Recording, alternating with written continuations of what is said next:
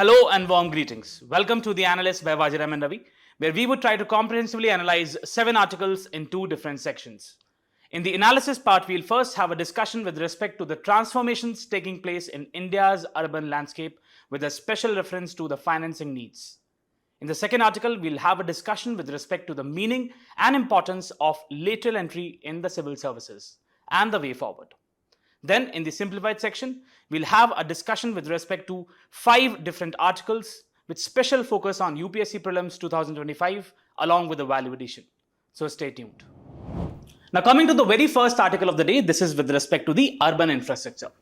So what we have been witnessing in the last 10 years is that there has been a booming growth in the urban infrastructure development. And this is primarily because India needs to cater to the ever-growing urban population. So if you look at the numbers, it was 400 million. It was 400 million based on census 2011 data in the last decade. And now it is set to increase to 800 million over the next 3 decades. However, what you need to understand is that this transformation which is taking place, it has a lot of challenges with it. And the most important challenge is with respect to the financing aspect. So we'll have a comprehensive discussion in special reference to the financing needs. Now, this is a part of GS1 urbanization and GS3 infrastructure. Now, let's first talk about the numbers. So, as I told you that the projected urban growth, now according to the World Bank data, what it says is that based on census 2011 numbers, it was 400 million in the last decade, and now it is set to increase to 800 million by 2050, the urban population. And as a proportion of the total population, it was 31.6% on the basis of census 2011 data, and it is set to increase to 50% by 2050. Now, both these data are compiled by the World Bank. Now, along with this urban population, the growth in the urban population, we also have a consequent urban infrastructure need, right? So let's talk about the infrastructure requirements. Now, if you look at the financing needs, right? Now, this data is also from the World Bank. It says that almost 70 lakh crore would be needed by 2036. Now, this corresponds to an annual requirement of around 4.6 lakh crore, right? Now, again, there is a diversification. That is, this investment would be in 2 sectors. First is for the urban services. For example, let's say the case of water supply or sanitation or waste management, and 50% would be for urban transport. Now, this includes the metro, the rail, right? You must have heard about MRTS, mass rapid transit systems, right? So this includes the transport part. Now, if you look at the current investment, what you would find is that it is approximately 1.3 lakh crores, right? Now, this is just 27% of what it is needed, because what is needed is 4.6 lakh crores. Now, this data is based on 2018 numbers. Now, let's talk about the issues in the urban financing. What are the issues which are plaguing the overall urban financing mechanism? The first is municipal finance. See, understand, what you need to basically give importance to the fact is that primarily the urban development which is taking place, it is taking place in the municipal areas, right? But if you look at the numbers, what you would find is that there has been a stagnant revenue with respect to the municipalities in the country. So from 2002 onwards, the revenues which are actually garnered by these municipalities, it is just 1% of the GDP, right? It's a very small number. Now, this data is provided by the 15th Finance Commission, right? So very important data. What you need to understand is that the total municipal revenue of the country, it is just 1% of the GDP. And again, what I'm trying to emphasize on the fact that almost 45% of the urban infrastructure investments are being carried out in these municipalities, and they just have 1% of the GDP, the total revenue. Next aspect is that there has been a declining self-generated revenues. That is, they are more and more dependent on the state government or the central government, right? So if you look at the numbers, it has decreased from 53% of the total revenues, right, which they are actually generating on their own, to 41%. Right? So there has been a reduction from 53% to 41%. Now, again, next aspect is with respect to the tax collection inefficiency. See, again, what we are trying to say is that the bureaucracy which is there in the municipalities, that is not in sync with the kind of professional and administrative needs of the country, right? So what you would see is that the property tax revenue of the municipal, they are just 0.15% of the GDP. Now this number is given by the Ministry of Housing and Urban Affairs, right? So it is just 0.15% of the GDP, very less. Again, what you need to understand is that the revenue which they are actually generating, it is far below the potential. So if you look at the municipalities in Bengaluru or Jaipur, what you would see is that they are just actually generating 5 to 20% of their potential, right? So it's a serious concern. Next is that there are issues with respect to the cost recovery. See, what I'm trying to say is that they are investing a sum of money, right? But they are not able to recover it, right? Primarily because they don't have the adequate sources. They are not having these property tax or other sources, right? User fees is not there, right? So what we are trying to say is that urban services recover only 20 to 50% of the overall cost they're actually having, they're bearing, right? Next aspect is insufficient fund utilization, right? So what we are trying to say is that again, on one hand, you have lack of resources, but on the other hand, what the issue is that whatever resources you are having, you are not using it efficiently, right? So there is the issue of unspent revenues. So you have around 23% of the municipal revenues. Now this data is given by the 15th Finance Commission. Now this is unspent, right? So 23% of the total revenues is unspent, right? Primarily because of the inefficiencies, primarily because of the lack of professional skills in these people, right? Next is, if you look at the example, so we have the Hyderabad and Chennai, where 50% of their capital budget was unspent in financial year 2018-19. Next is, even if you look at some of the very important schemes of the central government, so you have the Atal Mission for Rejuvenation and Urban Transformation, or you have got the Smart Cities Mission. Even in these missions, right, so you only have 80% of the fund which is utilized, rest is not utilized. Then you've got 70% of the Smart Cities Mission fund which is utilized, but rest is not utilized, right? Next issue is with respect to the decline in the public-private partnerships. See again, why do we need public-private partnerships, especially in the infrastructure development, is primarily because of two reasons. First is the expertise the private professionals have. So we have got the expertise, right? Second is with respect to the professional timelines which the private sector adheres to, right? So again, what we are saying is that we need to have a mix of public and private sector, and that is best in the form of public-private partnerships. But if you look at the data, now this data is also sourced from the World Bank. What it says is that the funding with a special reference to the PPP investments, it has declined from around 8,300 crores in the year 2012 to 467 crores in 2018. Just imagine such a drastic reduction in the overall PPP, public-private partnerships in the urban infrastructure development. Primarily because, see, what the private players think is that there is lack of project-specific revenues. They are not getting enough revenues. Second is, there is the issue of weak commercial viability. What the private players think is that the project is not viable. It's not commercial viable, so they are reluctant to invest. Next aspect is low spending capacity. Again, see, what we are actually saying is that because of the capacity constraints, municipalities don't have the adequate capacities, right? Or what we see is because of the inefficiencies which are there in the system, there is the low spending capacity. Whatever fund you have, even that you are unable to spend efficiently, right? Next is delayed clearances. This is one of the very important issues. See again, what we are saying is that there is a delay with respect to different clearances, with respect to different projects, be it environmental or be it other clearances. Now what it does is that it increases the time and cost overrun. It increases the time and cost overrun of the project. Next is rushed execution, obviously. So what happens is that once the project is delayed, then it leads to rushed execution, and then it compromises the quality of the project, right? So you must have seen a lot of times that the bridges collapse, right? Because of the inefficiencies which are there in the system, because of the corruption which is there in the system, because of the low quality material which is used in these development projects.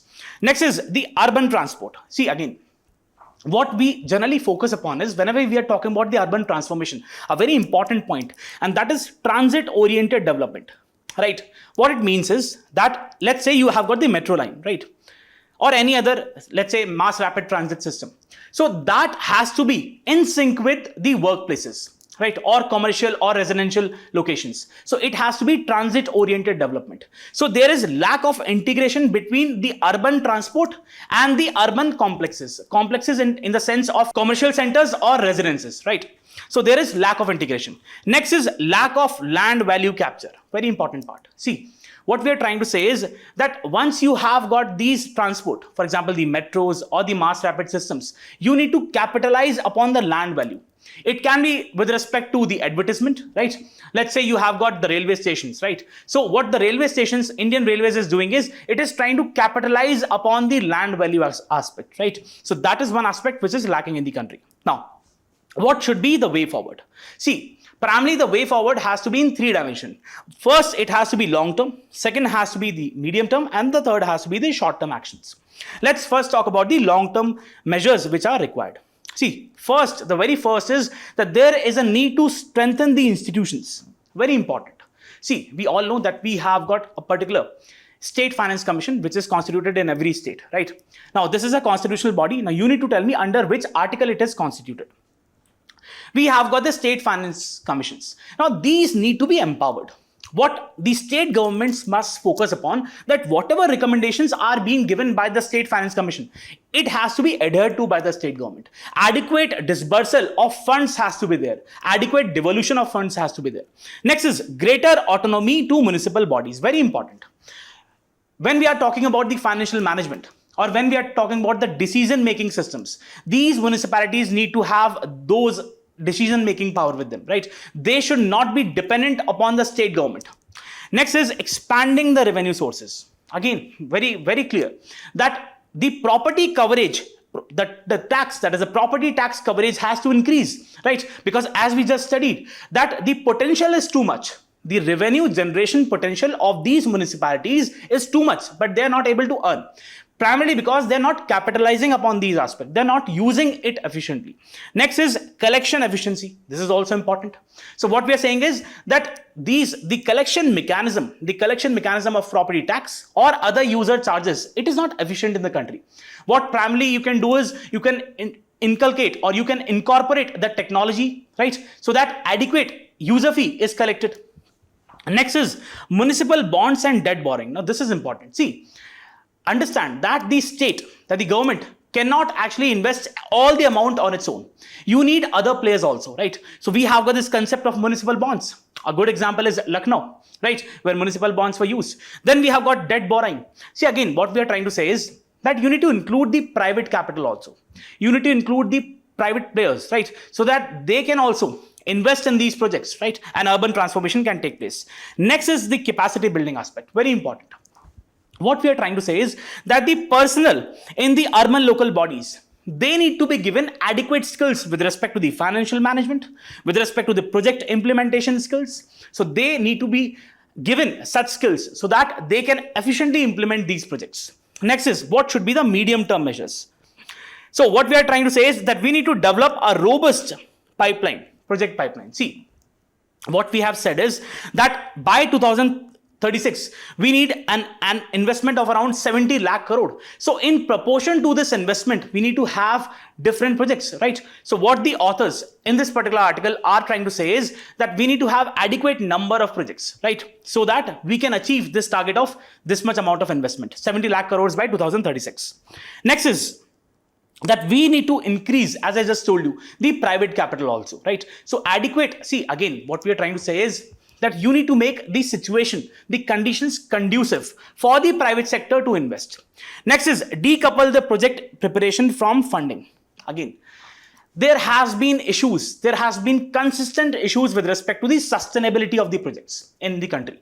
Now, when we talk about sustainability, we generally talk about the environmental aspect. But here, I'm not just focusing upon the environmental aspect. I'm also talking about the social sustainability or the financial sustainability of the project, including the environmental sustainability. So there has to be a thorough planning with respect to these projects. Next is leverage the digital public infrastructure. Very important.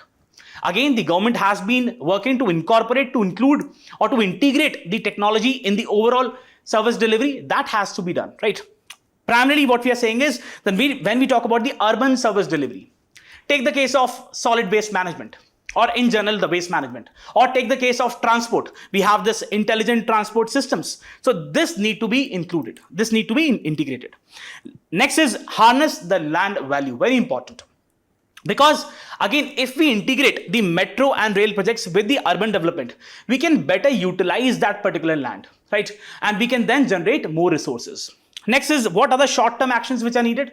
First is efficient utilization of existing funds. Very important. We already have such important schemes, be it Amrut or be it the smart cities missions. What we are saying is, we just studied that still we have got unspent amount in these schemes. So there needs to be a robust implementation of the already existing schemes of the government. Next is enhancing the cost recovery. Very important.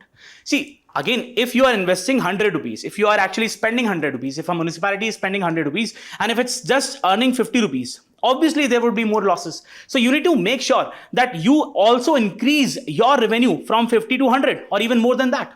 For that, what you need to have is an efficient system of user fee collection, right? Be it the electricity or be it anything, be it the parking, right, fees. So that has to be efficient. User charges for urban services need to be made more efficient. Next is so that it can, as I just told you, that it can basically fill the gap between the operational cost and the revenue. Now, again, what we are actually saying is that definitely a lot of transformations have taken place, but there are significant issues when we talk about the financing aspect. So that has to be catered. So what we are saying is that there has to be a strengthened municipal governance. There has to be a proper integration of technology. There has to be a stakeholder approach. See, again, the government cannot do everything. You have the private players, you have the community, you have the state government, you have the municipalities, all need to come on board. They need to decide and then they need to deliver. So it has to be a mix of approach. And again, if we do that, then definitely we'll transform the urban landscape into a more inclusive, into more sustainable hubs, right? So that is what the article is talking about. Let's go to a mains practice question. So the question says, with India's urban population projected to double by 2050, financing urban infrastructure has become a critical challenge. Analyze the current mechanisms of urban infrastructure financing in India, highlighting their limitations, suggest innovative solutions to bridge the financial gaps and ensure sustainable urban development. Do write a particular answer on this question. Again, one thing which I need to emphasize here is that there is a mention of a lot of data in this article. Please understand that most of the data which I have told you is for the understanding purpose. So you develop a comprehensive understanding. But with respect to certain key data, do have a proper remembering with respect to these data. That can be important. Otherwise, not every data is important. Now let's go to other article. So coming to the next article, this is, can the lateral entry be the game changer? So if you remember, just before few months, we had the UPSC, which actually advertised few positions through the lateral entry. And this sparked a lot of debates around the country. Now, in this context, we have the departmentally related standing committee on personal, public grievance, law and justice, which has decided to examine this particular issue. So we'll see what this concept of lateral entry is all about, what is the need, what is the importance, and what can be the way forward. Now, this is with respect to GS2 governance and civil services. Now, understand, what do we mean by lateral entry? As the word says, lateral. So this actually defines a mechanism of recruitment where you have got the private sector professionals, or you have got the academics, or you have got the domain experts, which are actually recruited primarily in the middle or senior management positions in the civil services of the country, right?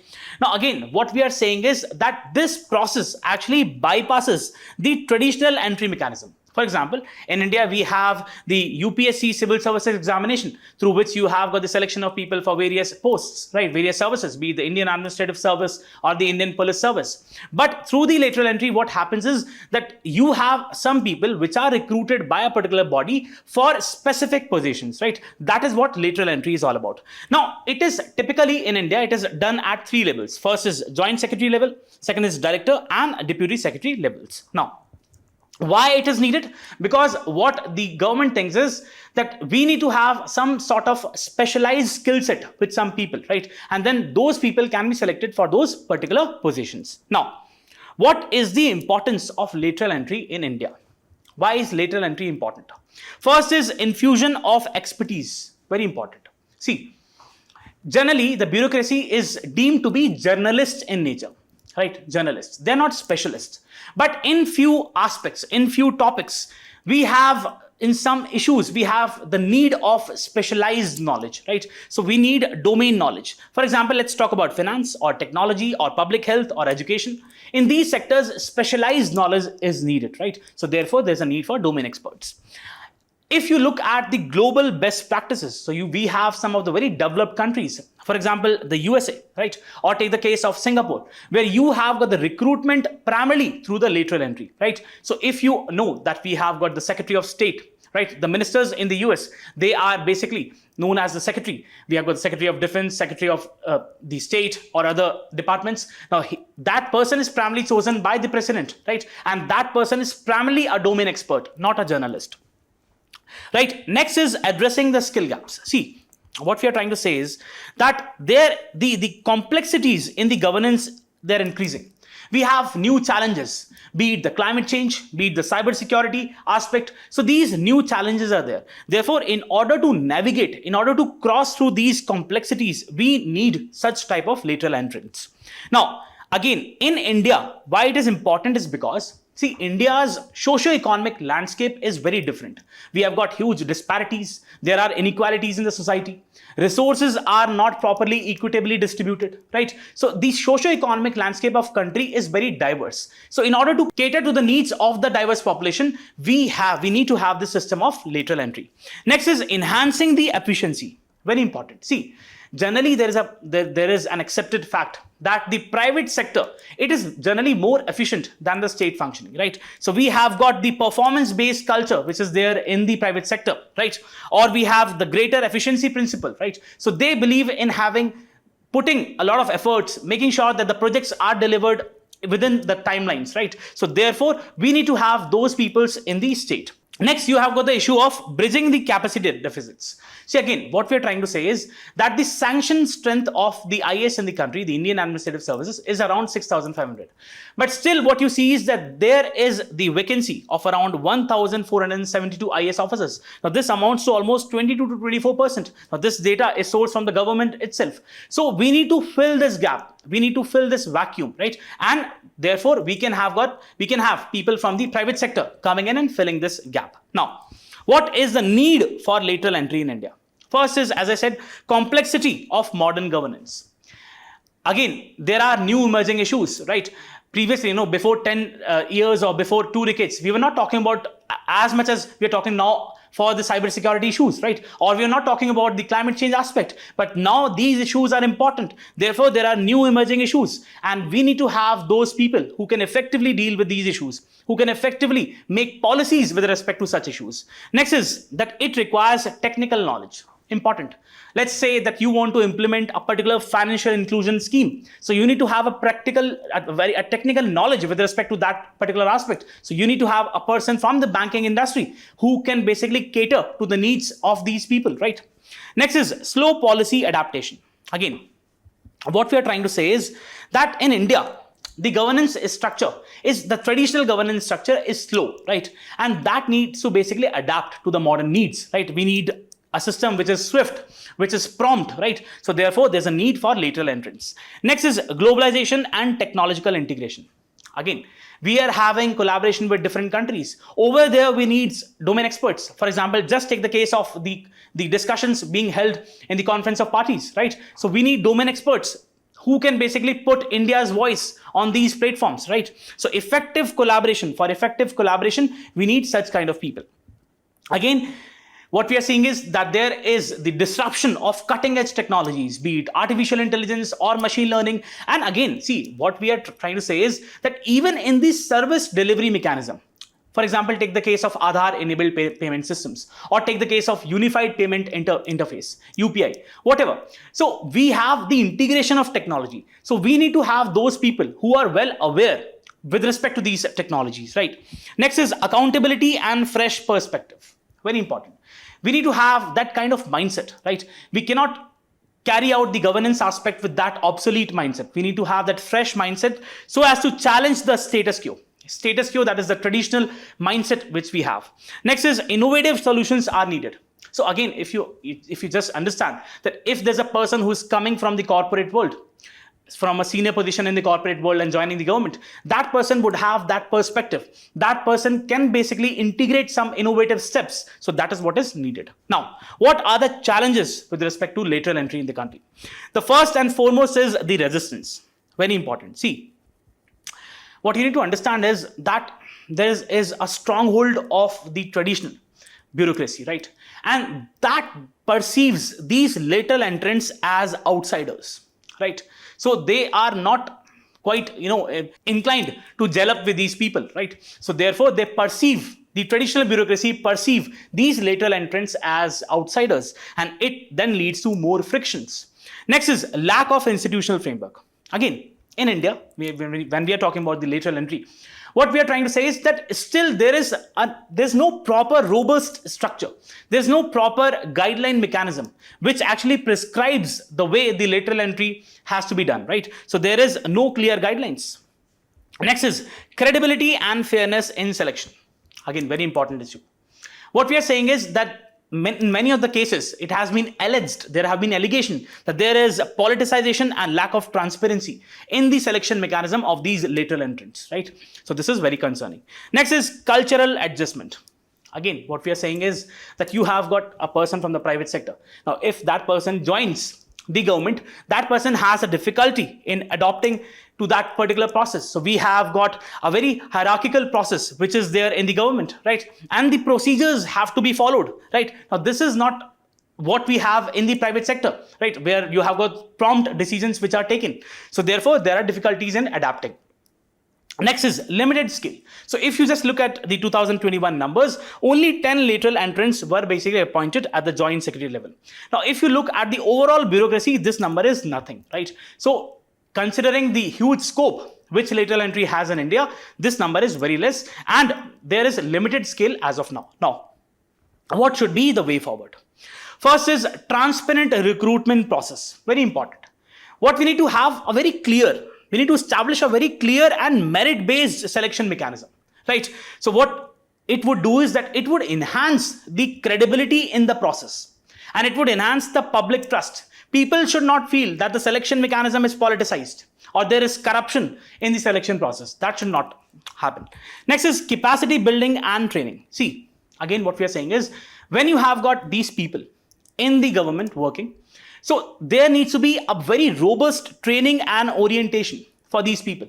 They need to be, given understanding with respect to the procedures which are there in the government, right? So that is very important and this would make them familiarize with the government systems, the functioning of the government. Next is career growth plans. There is a need for a very structured career progression pathways, right? So that they can be made sure, these people can feel safe that yes, if I join the government, then this is the career pathway I'll have, right? So that is something which is very important. Next is institutionalizing lateral entry. Very important. There needs to be a proper institution. Let's say we have got the Civil Services Board for lateral recruitment. Now, if you have a particular body, that is very important to maintain the fairness. And it is also very important to maintain the continuity, right? Continuity in the recruitment process, right? Again, there's a question. Can you just tell me who heads the Civil Services Board in the country? Do mention in the comment section. Next is performance-based culture.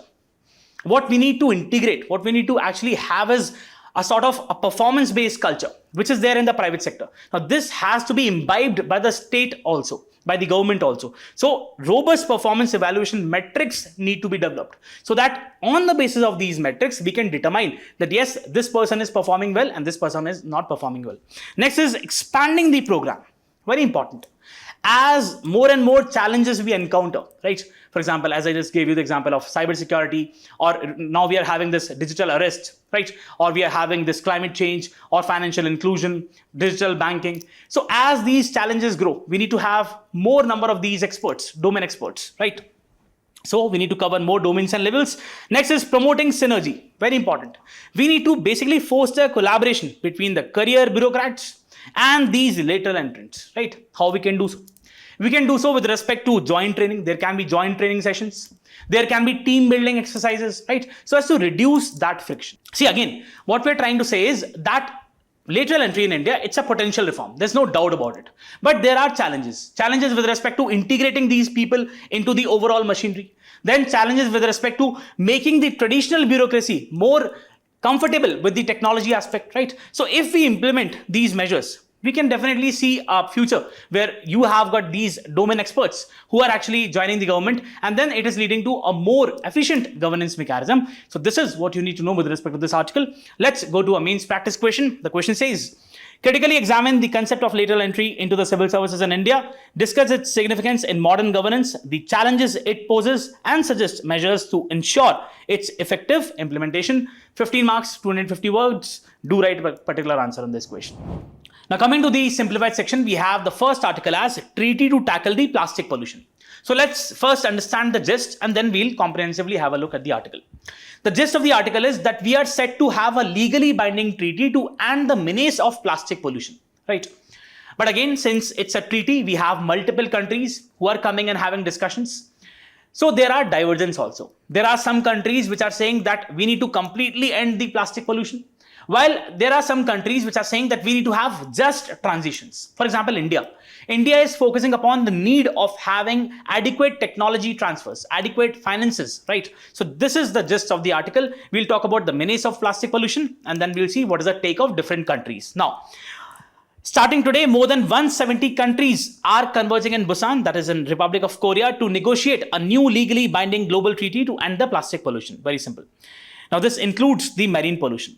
Now, this is the fifth and the final round of talks which has been happening since 2022 when the United Nations Environment Assembly agreed to develop such a treaty by the end of 2024. Now, why is this particular treaty important and why it is needed? See, plastic is something which has adaptable properties. It is almost ubiquitous, right? It is used in almost everything. So that is a reason that it has a very versatile property, right? So the use of plastic has boomed, right?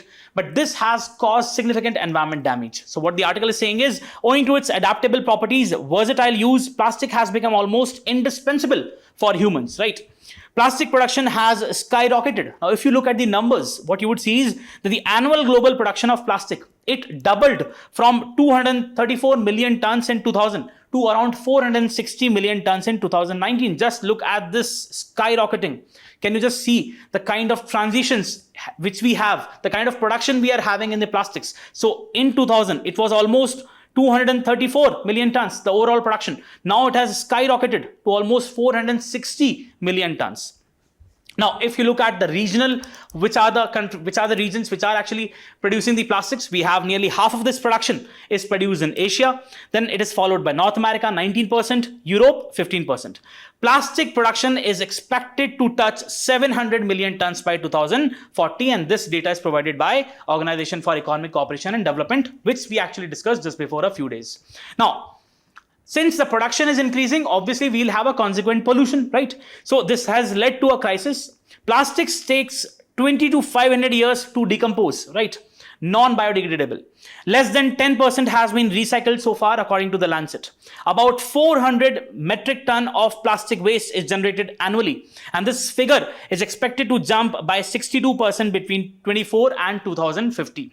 Just look at this particular infographic, right? So it says that the pathway of global plastics to the ocean, how the plastic is actually carried on into the oceans. Stages of the chain are measured in million tons of plastic every year. So if you just look at the number, plastic waste generated, we have 353 million tons.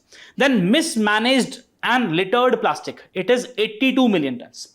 This is 23% of the plastic waste which is actually mismanaged. So you have a huge chunk which is actually mismanaged, right? The rest is landfilled, recycled, or incinerated, that is burnt, right? Leaked to the environment, 19 million tons. Then we have got leaked to the rivers, 6 million tons, and transported to the ocean, 1.7 million tons. Huge number, right?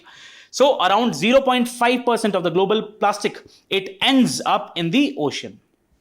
Now, much of this plastic waste leaks into the environment, breaks down into smaller particles, what we call as microplastics or microbeads. This has severely impacted the environment and has had health concerns with respect to the population. Now, the United Nations Environment Program has done studies with respect to the exposure to these chemicals in the plastic, and it has said that it can lead to endocrine disruptions, right? For example, thyroid issues and a range of human disease, primarily non-communicable disease. For example, we have got severe forms of cancer, diabetes, reproductive disorders, or neurodevelopmental impairment, right? Cognitive abilities, the issues with respect to the cognitive development, right? Plastic also harms species which are there in the marine environment or freshwater environment or land ecosystems. Plastic contributes to climate change. Why? Because it is responsible for around 3.6% of the global greenhouse gas emissions in 2020, right? With 90% which are actually primarily attributed to the production process, and the rest 10% is attributed to the emissions which are there in the plastic waste management and treatment, right? Again, what we are saying is that this emissions from the production, it can grow by 20% by 2050. India contributes, very important number, can be important while you're writing a mains answer. India contributes to around a fifth of global plastic pollution, right? So it is according to the journal Nature. 20% of the world's global plastic pollution with emissions of 9.3 million tons.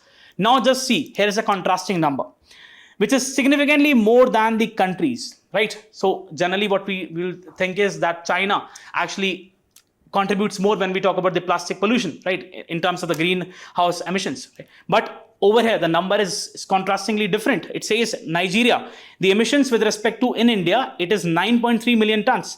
But in Nigeria, it is 3.5 million tons. Indonesia, it is 3.4 million tons. And China, it is just 2.8 million tons. What is this negotiating table? Negotiations are primarily pertaining to formulating a global set of rules which will basically address the plastic pollution through its life cycle, fossil fuel based production, and the challenges of managing the plastic disposal. The final rules may also ban certain substances, certain types of plastics or plastic products, chemical additives, and set legally binding targets for recycling and recycled content and consumer goods, right? Again, what we are trying to say is, as I've just told you in the beginning, that it might set limits on the additive contents which are being used to manufacture plastics, right? So that is a concern for different countries. We will see why. And also there will be talks with respect to just transition. See, we have a huge number of people who are employed in these industries which are actually manufacturing the plastics.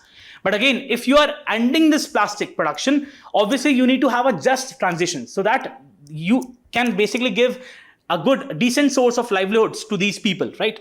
So to these workers and these persons and communities whose livelihood would be affected by the elimination of certain items. However, countries have been unable to converge on these crucial agenda items, and there have been variances and different positions. For instance, countries have failed to agree on the framing and language of how to proceed with the production caps, right? Because see, again, what we are saying is it's a polymer, right? Plastic is a polymer, and you have got big petroleum manufacturing countries. We have got petrochemical manufacturing countries. For example, we have Saudi Arabia or the other Gulf nations. Now, they are not really inclined to have caps on these items. This is because oil and gas rich countries and major petrochemical producing and plastic producing nations have opposed the negotiations. We have Saudi Arabia, Iran, Russia, Kazakhstan, Egypt, Kuwait, Malaysia, and India. They have expressed resistance to stricter mandates. Instead, what they have said is they have proposed downstream measures such as innovative waste management and sustainable plastic use. So they are not really willing for production caps. What they're saying is we can have other mechanisms. For example, downstream measures, for example, innovative waste management, or we can have sustainable plastic use. This has been said by Center for Science and Environment. On the other hand, we have got other countries, for example, Rwanda, Peru, or European Union, which have proposed ambitious targets. Rwanda has proposed a 40% reduction target by the year 2040, with 25 as a baseline year. Then we have got countries have also not been able to agree on the subject of finance. So we have got the United Nations Environment Program Intergovernmental Negotiations Committee, which is actually dealing with all these issues, right? It has said that countries should make efforts to increase the mobilization of private funding, including alignment of public and private investments and finance to achieve these objectives, so as to end the menace of plastic pollution. What is the India's position? So India has made it clear that it does not support any decisions with respect to production of polymers, restrictions on the production of polymers beyond the mandate of United Nations Environment Assembly's resolution, and has also sought the inclusion of financial and technical assistance. That is, see, in climate change negotiations, we have been calling out, right? There has been a clamor call by India to focus upon common but differentiated responsibilities, CBDR, right? So again, this is one of the aspects that, see, we are developing countries. We don't have adequate finances. We don't have adequate technology. So there has to be the adequate transfer of these things to the developing countries so that we can also adapt and mitigate with respect to these issues. On inclusion of harmful chemicals used for plastic production, India has said that any decisions should be based on scientific studies, and regulation of such chemicals should happen domestically, right? India banned the use of single-use plastic, right, in 2022. However, what we are saying is that the country has said, India has said that a decision on the issue of including certain plastic items for the phase out in the final treaty, it should be pragmatic, and regulation should be nationally driven. That is, it should not be decided by a group of countries. Rather, it should be decided domestically. For scientific and safe management, the country, India, wants a mechanism to be established to assess the infrastructure requirements. India has said that there must also be an assessment of the financial resources needed for waste management. Availability of adequate, timely, and predictable financial resources is what India has stressed upon. Now, here is the importance of, see, there are certain bodies which are mentioned in this article, and I thought that this is very important, can be very important for your prelims upcoming. So that's the reason I have mentioned here. So let's first talk about the United Nations Environment Programme. Important, it was established in 1972 following the United Nations Conference on Human Environment in Stockholm. Headquarters are in Nairobi, Kenya. Now, what is the mission? To guide and coordinate international efforts to protect the environment and promote sustainable development. Very simple, right? What are the key functions? That it basically has the leadership with respect to the environment, right? So it has the global environment leadership, provides a leadership and encourages partnerships. Then environment policy development, it has a mandate to develop policies with respect to the environment conservation, right? Assist countries in developing environment policies and law. Scientific research and data, it conducts assessment with respect to climate change, biodiversity loss, and other ecosystem concerns. Now, what is the other mandate? So it also implements multilateral agreements. We have got that it facilitates the implementation of Paris Agreement, CBD, Convention on Biological Diversity, and Montreal Protocol. Capacity building, it offers technical assistance and financial supports to developing nations.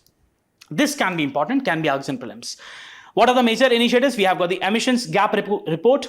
Now, this analyzes the gap between the current greenhouse gas emissions and the levels needed to limit global warming. The gap, right? Global Environment Outlook, published by UNEP, provides a comprehensive assessment of the global environment. Next is Clean Seas Campaign, addresses plastic pollutions in oceans. Next is Faith for Earth Initiative, encourages religious organizations to adopt sustainable practices. Next is, what is environment? United Nations Environment Assembly, right? So it was established in 2012 as the world's highest level decision-making body on the environment, provides the political direction to UNEP's work. What is the membership? We have got all 193 UN member states. Functions, first is policy making, oversees the policies with respect to the environment, priorities and policies. Agenda setting, it sets the agenda with respect to the discussions we have in these assemblies with respect to the environment challenges the world is facing, and then proposes solutions. It also monitors and evaluates the implementation of environment programs and treaties. Multilateral collaboration, so we have got this particular assembly which makes sure that there is effective collaboration and cooperation among different countries so as to make sure that there is a particular consensus on the environment issues. Next is, what are the major resource contribution? So we have got the marine plastic pollution, right? So addressed through the resolutions to create a legally binding treaty to end plastic pollution, which we are actually talking about in this article. Nature-based solutions, important. Promoted sustainable solutions for climate resilience and biodiversity conservation. What is nature-based solutions? For example, we can have community who is managing the forest. We have got forest dwellers who are managing the forest. There is no need for outside intervention. So that is nature-based solutions, right? Circular economy, we know that, circular economy based on recycling, right? Advocated for global shift towards recycling waste and recycling materials. Environment emergencies, resolutions on pollution, ecosystem degradation, and natural disaster response.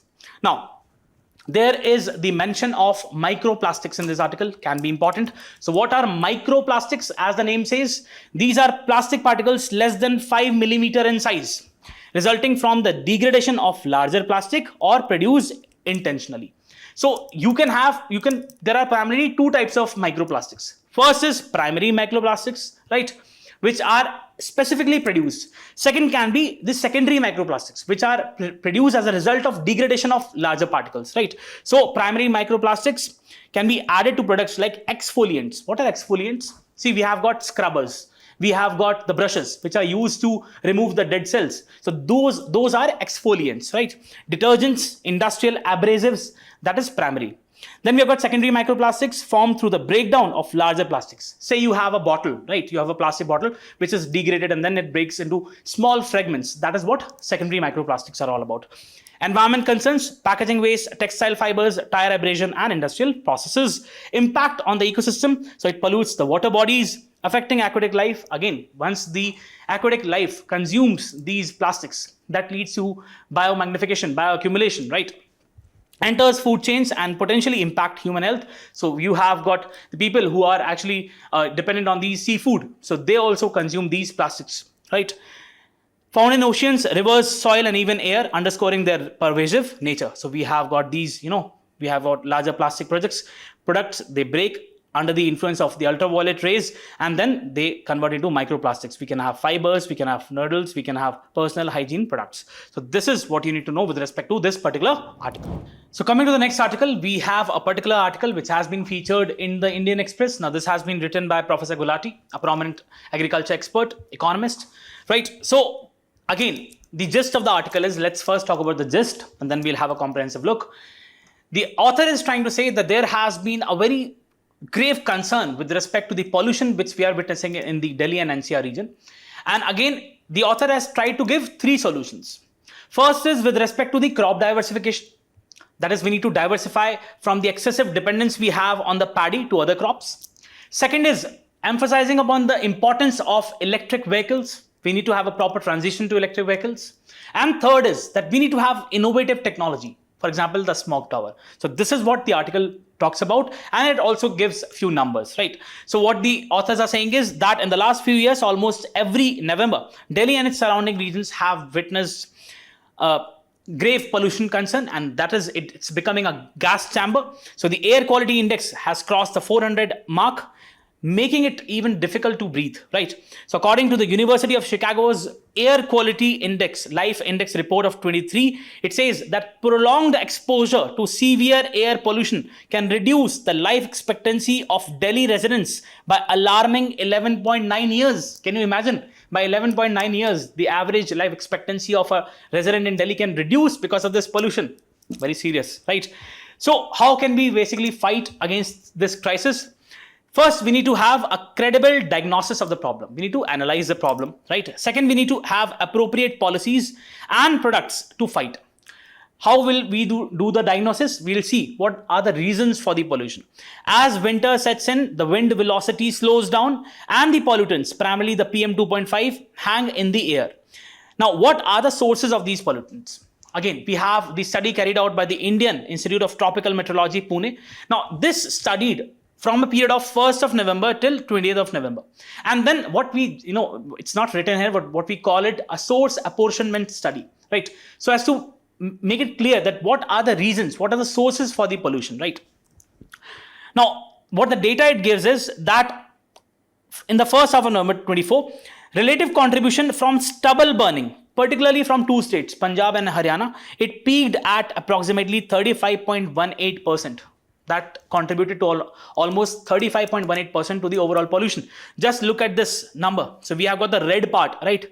That comprises the stubble burning reason, right? So on 1st of November, according to this data, stubble burning was responsible, right? And just see the red part, it is substantive, right? Next is, this was followed by Delhi's transport sector contributing to around 19%. So we have got the transport sector, right? So different sectors are there. We have got the Delhi transport, Delhi residential, Delhi construction, right? Different sources, right? Other sources impact included residential areas 3.9%, industries 4.6%, construction 2.4%, road dust 1.4%.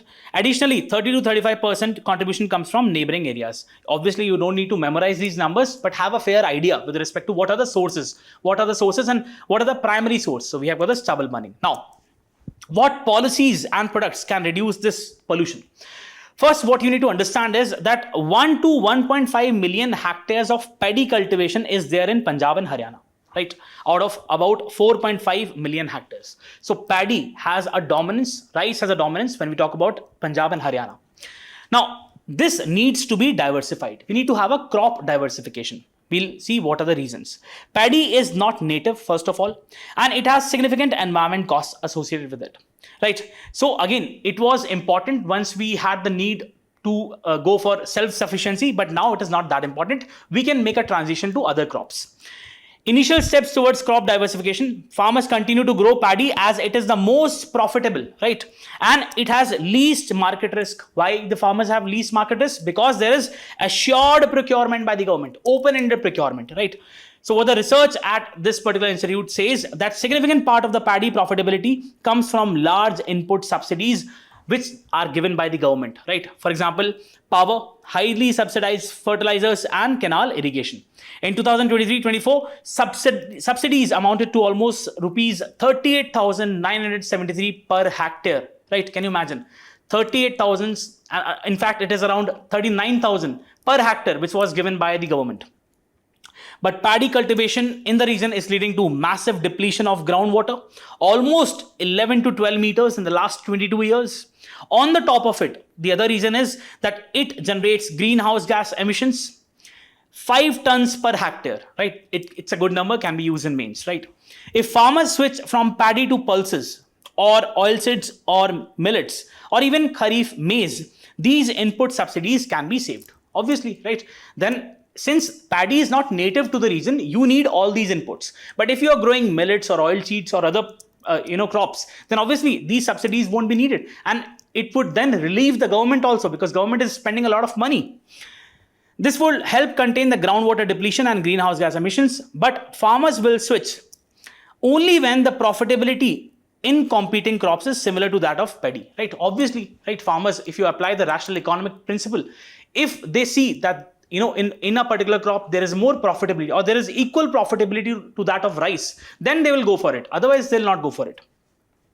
Under the current crop diversification schemes, Punjab and Haryana, see again, state governments are also focusing upon crop diversification and they are providing subsidies to the tune of 17,500 per hectare to switch to the farmers who switch from paddy to other crops. But this incentive is too small, right? And too small to make a profits. Then what they suggest, the author suggests, is that the center should join hands with these state governments and double up this incentive to around 35,000 per hectare. And it should be assured for at least 5 years. There should be continuity in providing the incentives. What the author is saying is that first, the kind of subsidies which are being given to transition to do the crop diversification is very small. And that is primarily given by the state government.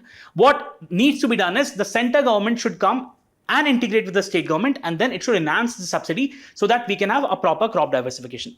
This would not cause any extra financial burden, and the center will save on the fertilizer subsidy, which it is actually incurring now. Assured procurement of pulses and oilseeds should be there at the minimum support price, would also help farmers in reducing the market risk, and it would reduce the imports of pulses and edible oil. India is greatly dependent on these import of pulses and edible oil, right? And it is incurring a huge forex loss, right? So that problem would be solved. This could be a good beginning for tackling the Delhi's pollution. The second aspect which the author is talking about is the transition, is to expedite the implementation of Delhi's environment policy. So we have got the policy which sets a target, which aims for 25% of all new vehicle registrations to be done to be of EV, which was set to be achieved by 2024, but it could not be achieved. So now it has been actually delayed it's extended to March 2025. Now, again, what we are saying is that there is high upfront cost for the electric vehicles in India. There is shortage of charging points, very important, right? And this has constrained for its fast uptake. We have countries like China, which have invested billions of dollars once we are talking about the providing subsidies with respect to uptaking, with respect to the transitioning to the electric vehicles. They are providing subsidies in the form of charging stations, making sure that different public spaces are equipped with these charging stations, or battery as a service model, BAAS model, right? So again, we also need to give that an incentive to different players. EV purchases and its charging infrastructure need to be taken up on a war footing, while the Delhi government plans to establish at least 30,000 charging points across the city. Current data, which is given by Switch Delhi website, shows only 1,919, very small, charging stations. It should be made mandatory for parking areas in residential colonies, offices, and malls. So the writers are emphasizing upon the charging stations. Third policy which the authors are talking about is that we need to introduce innovative technologies to combat these air pollutants. For example, we can have vacuum cleaning towers, for example, smog towers installed at key locations, key commercial places, so that can actually suck in the pollutants, right? So again, what the authors are saying that we need to have a mix of policy, technology, and economics in order to combat this menace of air pollution which we are having in the Delhi NCR region. Now, let's talk about air quality index. Can be important for your prelims. So air quality index is a measure to communicate the quality of air in terms of the level of pollution presence. Again, we have got the pollution in the air. Now, in order to make it easy for the people to understand that what is the level of the air pollution, we have got the air quality index. So, and we also assess the potential health impacts. This index, developed by the CPCB, Central Pollution Control Board, under the Ministry of Environment, Forest and Climate Change, simplifies complex air quality data into easily understandable format, ranging from 0 to 500. The AQI helps the public to understand whether the air quality is healthy or hazardous. So again, it takes into consideration 8 major pollutants, very important. We have got the PM10, particulate matter with having dia less than 10 microns, right? Then we have got particulate matter 2.5, that is particulate matter having a diameter of 2.5 microns or less. Then we have got nitrogen dioxide, sulfur dioxide, carbon monoxide, ozone, ammonia, and lead. Do remember, can be important. Next is what are the different categories. For example, we have got the 0 to 50 category, which is good, right? Minimal impact on health, 51 to 100. Then we have got other categories. For example, the 201 to 300. Now this category is poor, right? So it can have respiratory impact or on prolonged exposure. Then we have got 301 to 400, very poor. Respiratory effects for healthy people, serious for sensitive groups. 401 to 500, very severe, which we are actually having these days, affects healthy people and seriously impacts those with existing conditions. Now, what is the importance? Obviously, once people would have knowledge with respect to the kind of air quality they're living in, then they would be more conscious, right? So health awareness provides crucial data for the individuals to make informed decisions. Policy guidance helps policymaker to gauge the air quality trends and take necessary actions. For example, we have graded response action plan, which is being taken by the government, right? So that is based on the level of air quality index. Public awareness, increase awareness of pollution levels and encourages environment friendly practices. What are the current trends? No, we all know that it is from poor to severe level these days, and it is having a significant cost on the human health primarily, right? So it is, the reasons are many. For example, we have got the industrial emissions, vehicular exhaust, stubble burning, construction dust, right?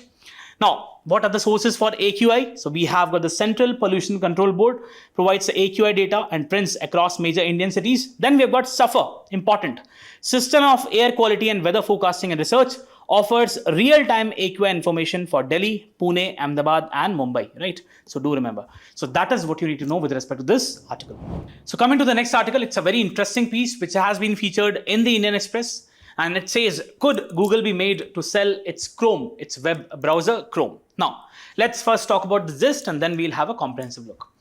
The gist of the article is that there have been allegations, there have been accusations that we have these big tech players in the market. We have got Amazon, we have got Google, we have got other players, which are actually having monopolistic practices, right? Which are not following competitive practices. They are having predatory practices. And that is obviously not good for the overall business environment, right?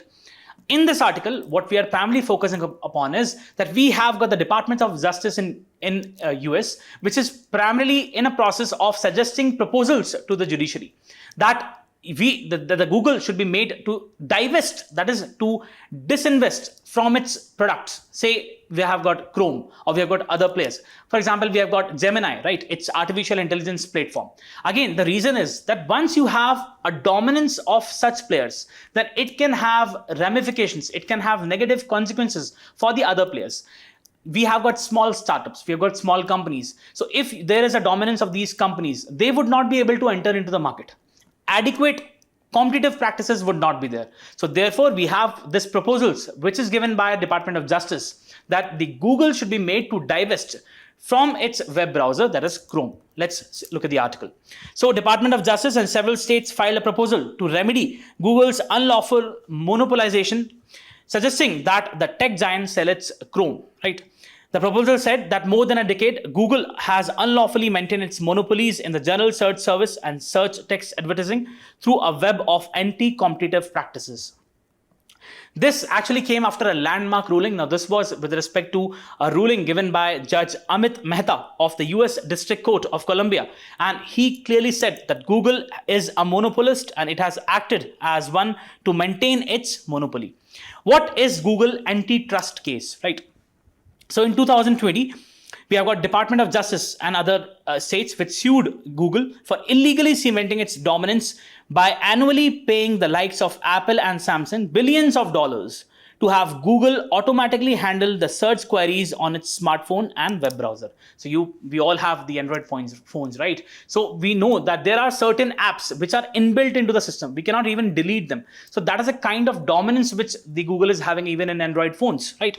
In recent years, the US government agencies have lodged cases and several big tech companies such as Amazon and Meta, they are accused of creating monopolies, right? Predatory pricing or other illegitimate cases of business practices, right? So Judge Mehta asked the Department of Justice to submit some proposals, to submit solutions to correct Google's search monopoly. What have the Department of Justice and state said?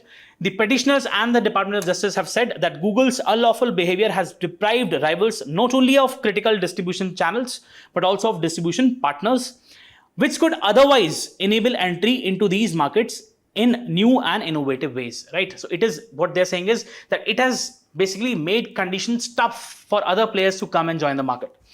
Solutions must enable and encourage the development of unfettered search ecosystem that induces the entry, competition and innovation as rivals vie.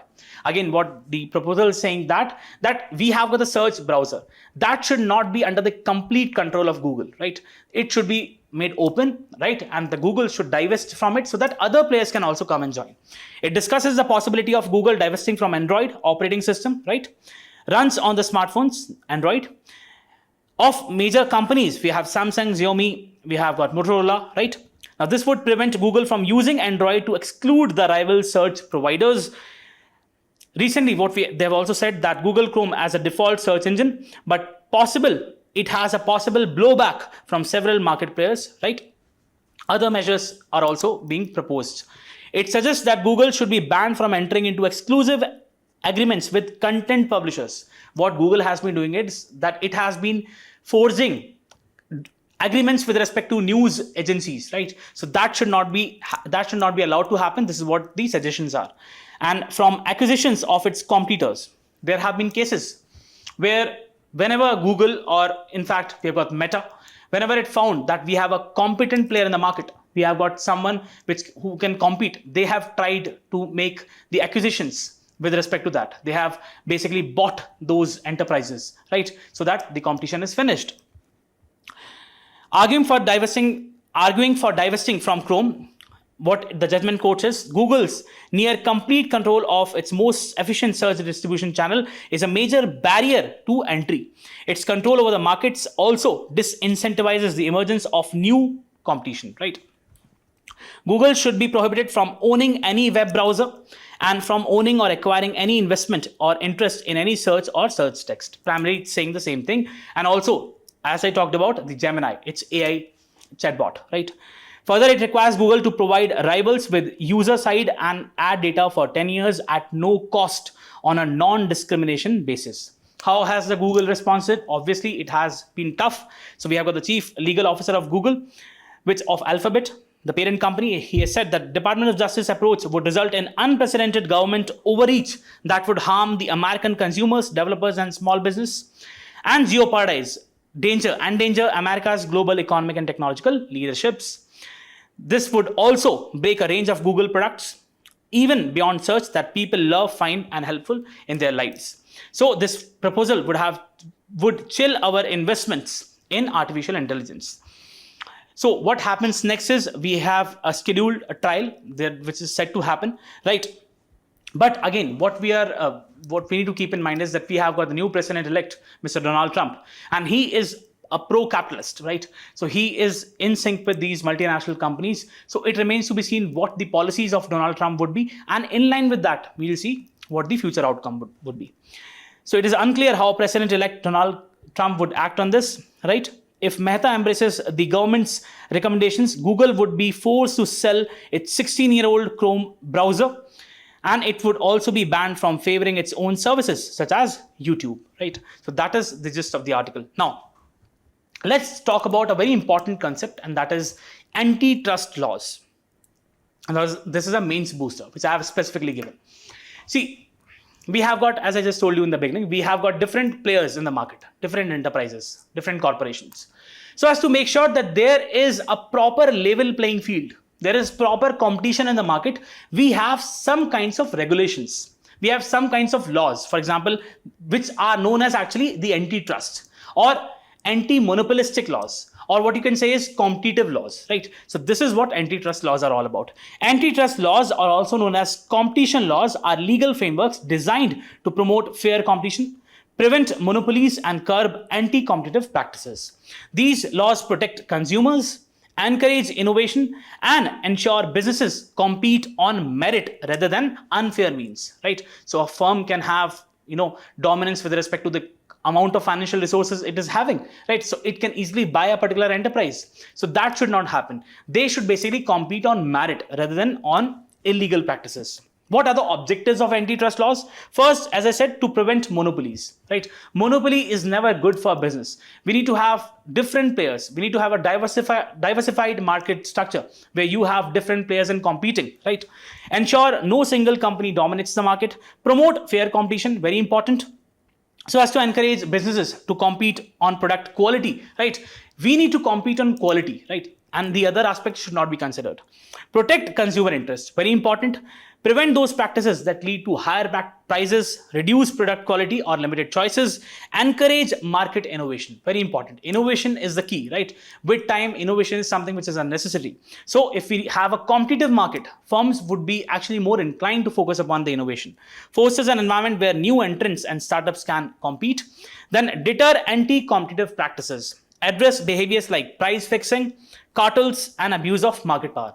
So when people come together and they basically agree on having certain policies which are not good for the market, we have the formation of a cartel, and that is obviously not good for the overall market.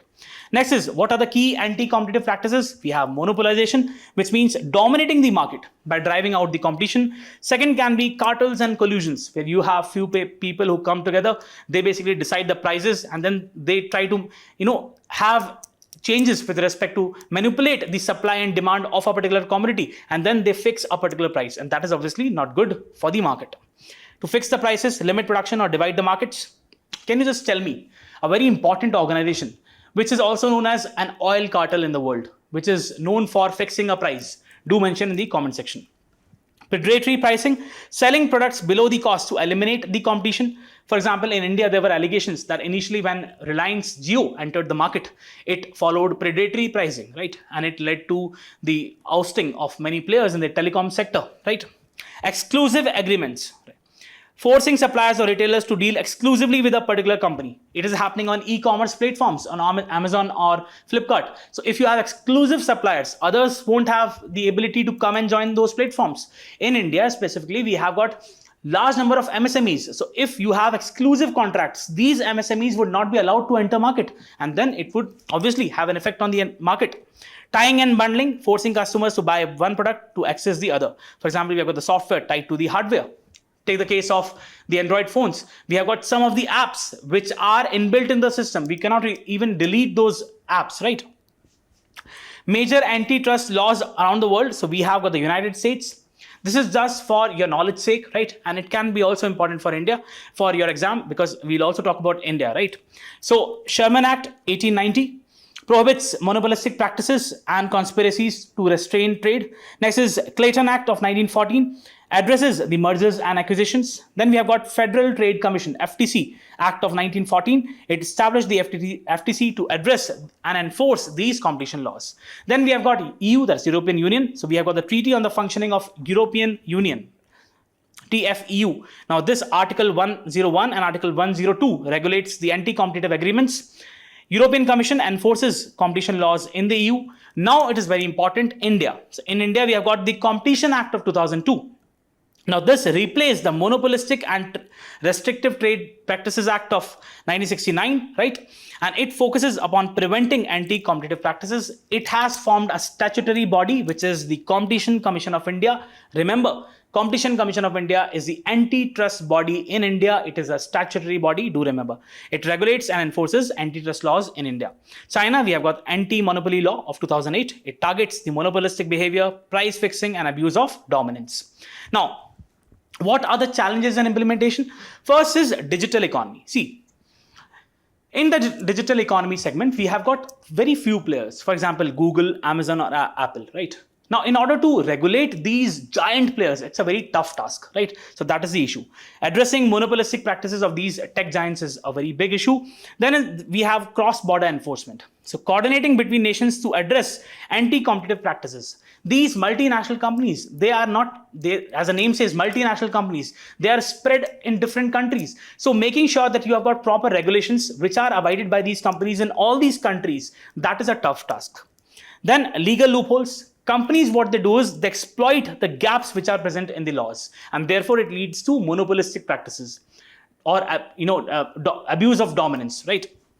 Emerging markets, limited resources and expertise in developing countries to enforce competition laws. So, the concerning issues in developing countries are, for example, the poverty or employment. They're not really focusing upon these aspects, right? As a country evolves, as a country develops, these issues become important. So, in developing countries, this is not really that important. And we actually should give importance to such things in order to make sure that we have got a competitive, a level playing field. So, that is what you need to know with respect to this particular article. So coming to the next article, it is with respect to Iran and International Atomic Energy Agency, right? A very important article, and this body is in particular very important. So Iran said that it would hold nuclear talks with 3 European countries, which actually initiated a censure resolution against it.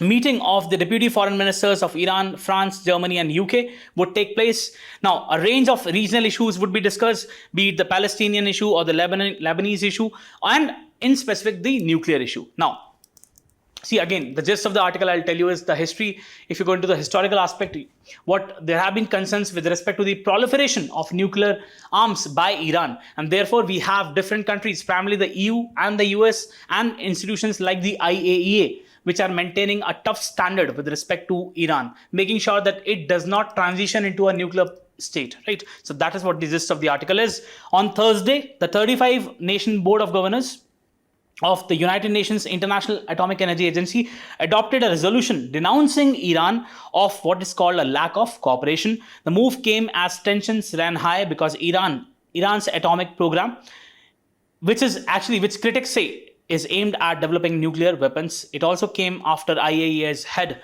Rafael Grossi, turned from a trip to Tehran, right? So Iran has agreed to IAEA demand to cap its sensitive stock of nuclear weapons grade uranium up to 60% purity. So this is what the article is, but the important part is this, that is International Atomic Energy Agency.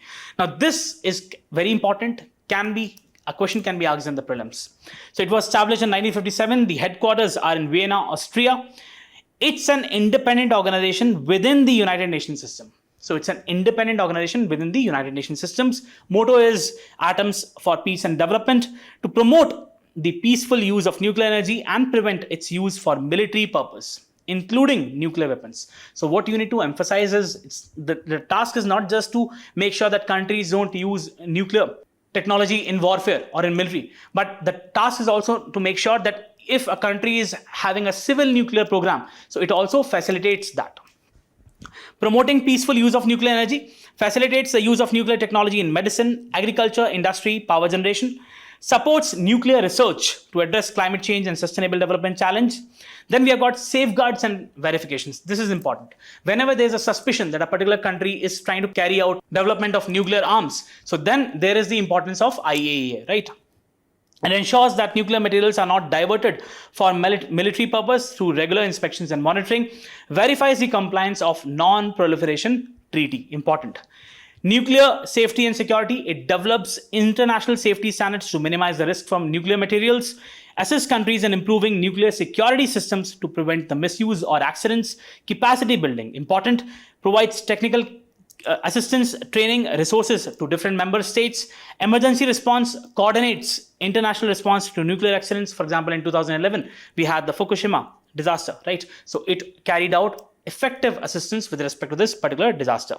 Now, what is the structure? We have got the General Conference. It is composed of all the members. It meets annually. Then we have got the Board of Governors. This is what is important, composed of 35 member states responsible for policy implementation, budget approval, and oversight of technical programs. Secretariat, it is led by Director General, DG, manages daily operations and implements decisions of the General Conference and Board of Governors. Next is, what are the key achievements? First is nuclear proliferation, right? So it is focused upon making sure that there is non-proliferation of nuclear arms, implements the safeguards under the NPT, right? Then we have got peaceful nuclear applications, facilitated advancements in radiation therapy, nuclear agriculture, and isotope hydrology. Nuclear security, provide guidelines and technical support to member states to combat nuclear terrorism. Then obviously it has responded promptly whenever there were crises. For example, the Fukushima Daiichi nuclear disaster of 2011. So that is what you need to know with respect to this particular article. So coming to the last article of the day, this is why satellite space junk may be bad news for the environment. See, the gist of the article is that we have thousands of satellites which are orbiting the Earth, right? And the numbers of these satellites, it's set to increase. They would increase. Once a satellite reaches the end of life period, it basically transitions into the atmosphere. It then burns. While it burns, it leads to the fragments. It leads to the emission of harmful gases. For example, aluminum oxide or nitrogen oxides. Now that has a very significant impact on the overall atmosphere, right? That is what the article is talking about. So more than 10,000 active satellites are in orbit around the planet, and it is estimated to shoot up to more than 1 lakh by 2030s and possibly 500,000, that is 5 lakhs in the decades to follow. Most satellites at the end of their life cycle fall a fiery death into the Earth's atmosphere. As they disintegrate, they leave all kinds of pollutants in the upper atmosphere. As the number of satellites would go up, this pollution would also go up. Now, what this pollutants comprise of? 10% of the aerosol particles in the stratosphere contain aluminium and other metals that originated from the burn-up of satellites and rocket stages during re-entry. This is a study which was carried out, and this number is given on the basis of that. Emissions of aluminium and nitrogen oxides from satellite re-entries significantly increased from 3.3 billion grams in 2020 to 5.6 billion grams in 2022. Also on the rise were the emissions from rocket launches, which leave pollutants such as black carbon, nitrogen oxides, carbon monoxide, aluminium oxide, and a variety of chlorine gases. Now, what is the impact of the pollution? While pollution from the burnt up satellites high up in the atmosphere is a distant concern for humans, it might lead to ripple effects. Because whenever we talk about the climate change, it has a domino effect, right? You must have heard about the tipping points, irreversible changes. So again, what we are saying is it can have ripple effects. Change in the chemistry of the atmosphere. Life on Earth has evolved over billions of years to adjust the planet's specific environment, and even small changes can trigger massive chaos, right? So just tell me, what do you mean by tipping points? So if possible, do mention the definition. Scientists are particularly concerned about the impact of this pollution on the ozone layer in the Earth's stratosphere, right? This layer absorbs 99% of the ultraviolet rays, which would otherwise harm the living organisms. But pollutants from the burnt up satellites, spacecrafts, are actually harming it. So what the authors are saying is that we have the pollutants which are as a result of the re-entries of these satellites when they burn up. And this is leading to the degradation of the ozone. Once the ozone would degrade, you'll have the ultraviolet rays, and that can have significant health complications, right? Aluminium oxide, for instance, is a known catalyst for ozone depletion. This major new threat to the ozone layer, especially in the light of success of the Montreal Protocol of 1987, which banned the production and emissions of ozone-destroying chemicals, such as chlorofluorocarbon, CFCs, previously used as common refrigerant. We'll talk about the Montreal Protocol. So, soot emitted from the rocket engines absorbs solar energy, which then warms the atmosphere. So, it can also increase the temperature, the relative temperature. Copper and other metals released during the incineration of spacecraft wiring and alloys are known to be powerful catalysts for the chemical reactions in the atmosphere. Among other things, metals could promote creation of tiny particles as they act as seeds of cloud. Now, this is important. Let's talk about Montreal Protocol, one of the very important protocols or milestones in the overall climate regulations, global climate regulations. So the Montreal Protocol on substances that deplete the ozone layer, it was adopted in 1987, is a landmark international treaty aimed at phasing out the production and consumption of substances that harm the ozone layer. That you need to understand. So what is the purpose? To protect the ozone layer by reducing and eventually eliminating the ozone depleting substances, right? For example, we just studied chlorofluorocarbons. Substances covered, we have the CFCs, we have got the halogens. Now, halogens primarily comprise of bromine, right? So that has a negative impact on the environment. Carbon tetrachloride, CCl4, and methyl chloroform. Now, methyl chloroform is used as a solvent in various industrial processes. That is, also it has a negative impact on the ozone. Success achieved near universal ratification with 198 parties. Near universal, important.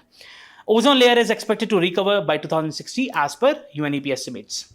Implementation mechanism, we have got the multilateral fund, which provides financial and technical assistance to different countries.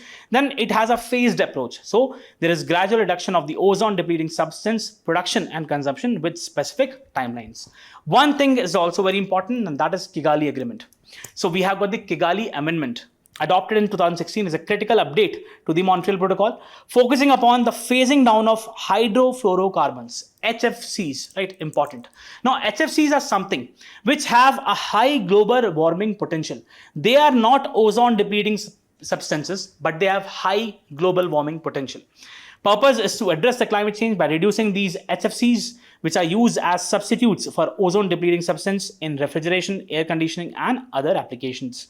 Targets to reduce HFC use by 80 to 85% by 2047, aim to prevent 0.5% rise in the global temperature by 2100, right?